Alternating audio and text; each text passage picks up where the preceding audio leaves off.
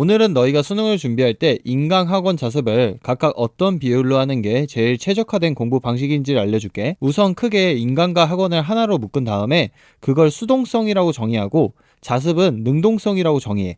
여기서 수동성, 능동성은 좋고 나쁨의 의미가 아니니까 오해하지 말고, 예를 들어 노베이스 학생이 처음 공부를 시작하면 당연히 수동성 부분이 능동성 부분보다 높겠지? 그러니까 우리의 목표는 상황에 맞게 이 둘의 비율을 잘 조정하는 거야. 자신이 만약 노베이스면 수동성과 능동성의 비율을 6대4 혹은 5대5, 3등급인 경우에는 4대6, 1, 2등급 학생들은 능동성의 비율을 최대한 높이고 자신이 필요한 부분에서만 인강이나 학원을 활용하면 돼. 이게 기본적인 큰 틀이고, 이제 구체적으로 들어가 보자. 수험생은 고3과 연수생으로 나뉘는데 이번 영상에서는 고3의 경우를 알려줄게. 일단 기본적으로 고3은 학교에 다니니까 이 부분을 먼저 고려해보자. 너네가 학교에서 열심히 수업을 들었다면 그 시간을 수동성이라는 카테고리에 넣고 그걸 카운팅하면 돼. 여기서 중요한 점은 오늘 학교에서 내가 4시간 수업을 들었다고 해서 그걸 다 카운팅하는 게 아니라 그 시간 중 실질적으로 수능에 도움이 된 시간만 카운팅을 하는 거야. 4시간 수업을 들었어도 그 중에 정시에 도움이 될 만한 수업은 1시간이었으면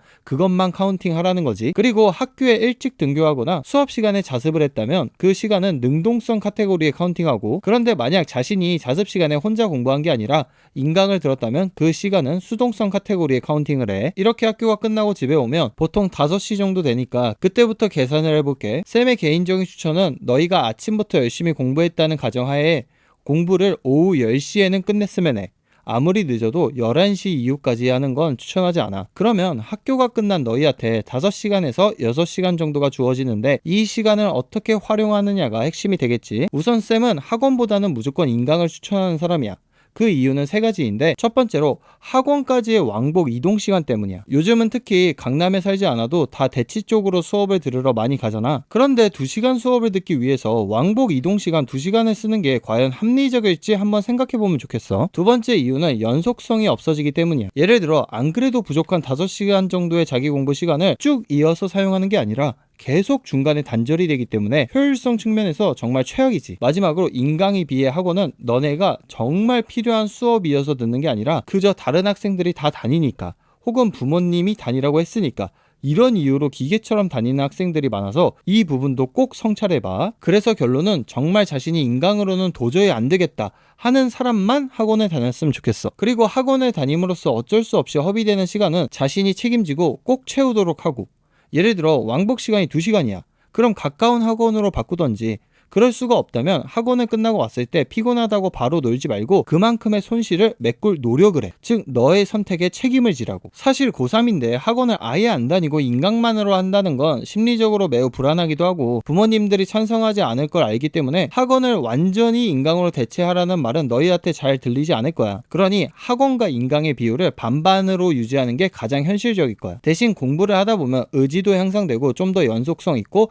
효율적으로 공부하고 싶을 거야. 그때 학원 대신 인강 쪽으로 더 높은 비율을 투자하기를 바랄게. 공부는 결국에 효율성이야. 마지막으로 자습 시간에 쌤이 꽤나 많은 비율을 투자한 이유에 대해서 알려줄게. 일반적으로 너가 인강이든 학원이든 수업을 들었으면 그 내용을 완전히 네 것으로 만드는 데에는 보통 수업 시간 곱하기 1.5에서 2배 정도의 시간이 필요해. 경우에 따라서는 좀 더 걸릴 수도 있고, 학생들이 많이 하는 착각 중 하나가 내가 오늘 인강 혹은 학원에 4시간을 투자했으면 난 4시간을 공부했어 라고 생각하는데, 이건 최상위 학생들을 제외하면 거의 불가능해. 만약 이게 가능하다면 우리는 지금부터 공부할 필요가 없고 수능 한 달 전부터 공부하면 되는 거 아니겠어? 투자라는 건 그만큼의 이익을 뽑아내야 의미가 있는 거야. 그런데 80%의 학생들은 투자만 하고 이익을 뽑을 생각을 안 해. 그래서 같은 학원이나 인강을 들어도 누구는 성적이 오르고 누구는 그대로인 거야. 그런데 너희는 대부분 이걸 재능 탓으로 돌려.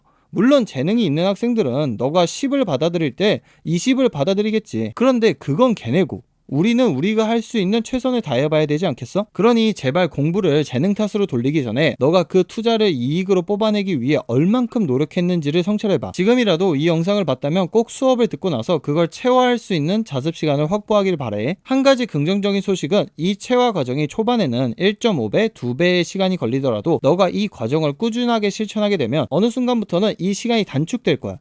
그리고 2등급 정도에 올라서면 애초에 수업 시간 내에 그 수업의 내용의 50% 정도를 네 걸로 만들 수 있는 능력이 생길 거고, 초반이 어렵더라도 그걸 회피하지 않고 끝까지 견디면 결국 그만한 투자 가치를 뽑아낼 수 있을 테니까 이 부분 꼭 명심하자. 참고로 이 과정을 하는 학생은 전국에서 10%에서 20% 정도밖에 되지 않아. 그렇기 때문에 역으로 생각하면 너가 이 과정만 잘해도 나머지 80%보다는 좋은 성적을 받을 수 있다는 거 잊지 말고. 정리하면 수동성과 능동성의 비율은 낮은 등급의 학생은 5대5 혹은 6대4가 제일 좋고, 3등급은 4대6, 그 이상부터는 능동성의 비율을 최대한 올리면 돼. 즉 시간이 지날수록 능동성 비율에 더 많은 투자를 할 수 있게 되어야 올바른 방향이라고 할 수 있어. 또 학원과 인강이라는 수동성 카테고리에서 과연 내가 무의미하게 학원에 다니는지 성찰해보고 어쩔 수 없이 다녀야 한다면 그것에 대한 책임을 져야 한다는 점과, 어느 정도 공부 습관이 잡히면 학원 대신 인강으로 공부의 효율성을 높여야 한다는 점 꼭 기억해. 다시 한번 강조하자면 결국 우리 성적을 올려주는 건 학원이나 인강의 내용이 아니라 체화의 과정이라는 점, 즉 배운 것을 완전히 우리 것으로 만들려고 끊임없이 노력하는 과정이 있어야